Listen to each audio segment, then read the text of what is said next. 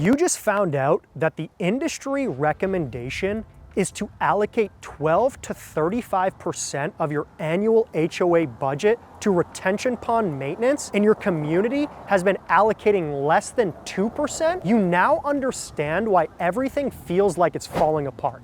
Because it is, slowly, and the math doesn't lie. Here's what happens when you underfund stormwater maintenance by 90% or more for a decade. The sediment builds up in the pond. Nobody dredges it. The outfalls clog. Nobody cleans them. The banks erode. Nobody stabilizes them. The vegetation overgrows. Nobody manages it. And each year, the cost to fix all of it goes up. Deferred maintenance doesn't stay flat. It compounds. What would have been a $30,000 4-bay cleaning 5 years ago is now $175,000 full pond dredging.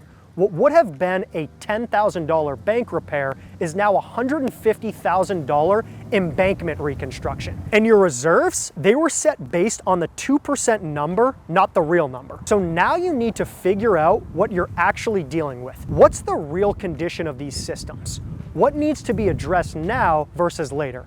And what does a realistic 3 to 5 year budget look like? That's exactly what our stormwater compliance assessment delivers. Full inspection, prioritized findings, budget projections your board and reserve specialists can actually plan around. The gap between what you've been spending and what you should have been spending is already there. The question is whether you close it with a plan or a crisis. Click below. See the assessment breakdown. Fill out the form and let's get the real numbers so that you can start closing that budget gap before it closes itself.